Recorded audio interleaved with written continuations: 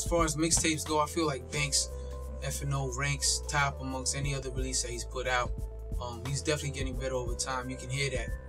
You know, I guess in his earlier rhymes, he was, you know, PLK, Punchline King, and I think now his lyrics are getting deeper. I gotta listen to it a few times, even as an engineer, just to understand what he's saying. And even when I do, I hear it later on, and I'll probably text him later on and be like, oh, I just caught this line right now. It's a little more complex, I would say. He's getting more complex with his rhymes. He's a perfectionist, basically. You know what I mean? He's worried about making sure he says everything the right way, everything sounds right. And aside from that, he's not the type of artist that is just gonna just record and then, all right, go do your thing and just mix it. Like, he's involved with the mix, so he's involved in every part of creating in the creative process. I think Banks has the ability to impress core fans and casual listeners alike, with the ability to give you New York hip-hop without screaming, hey, I'm from New York. This is New York hip-hop. It's just genuine music from the heart. You know, it's gritty beats, it's dope lyrics, there's content. It's music that you really hear from anybody nowadays.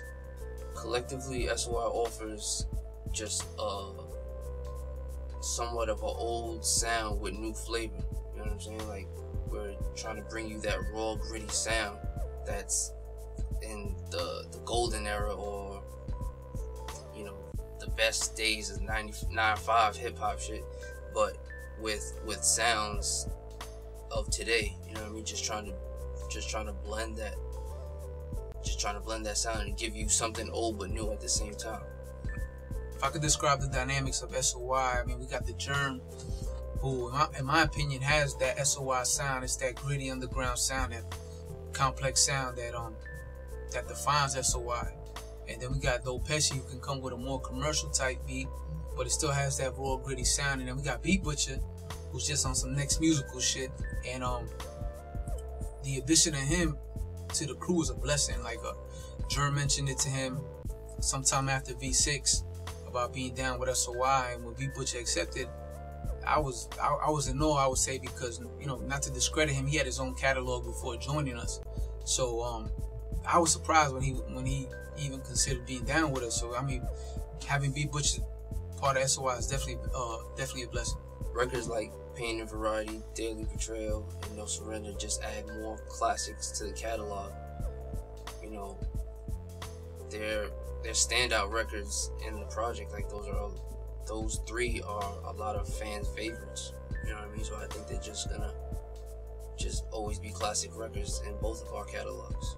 I definitely favor all records on this project. Anything produced by Beat Butcha and Jerm, Doe Pesci. I mean, shout out to all the other producers, but I definitely favor ours. And I would say the reason why I favor ours is because it was more of a challenge for me to get those to sound right. Because, I mean, even Beat Butcha creates his own sounds, you know, and Doe and Jerm, we use gritty, raw sounds, you know. So to get those raw sounds and samples to sound dope with Banks vocals that are already raspy, it was definitely a challenge, you know. And I enjoyed working on those more, I would say, than any other song on the project. So, just basically break it down, Pain and Variety record. You know, a record, as simple as it sounds, it's actually very complex. You know, there's a lot of parts that you're not really recognizing. And in the beginning process, when I started it, you know, it starts off with this really dark and gritty bass sound.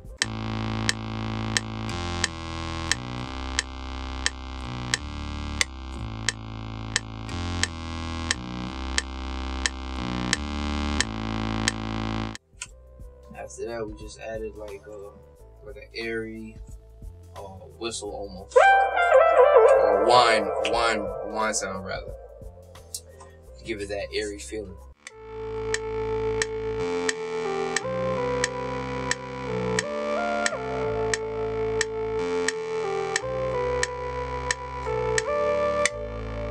We got another, you know, very airy bell type of sound, just to add a little bit more melody to it.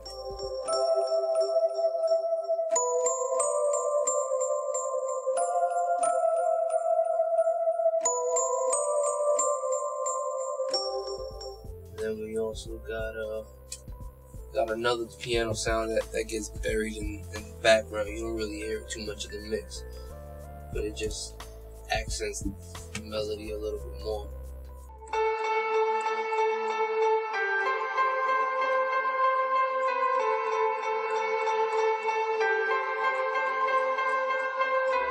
This next sound is probably my favorite sound in the beat. It's pretty basic. It's just like a light road sound.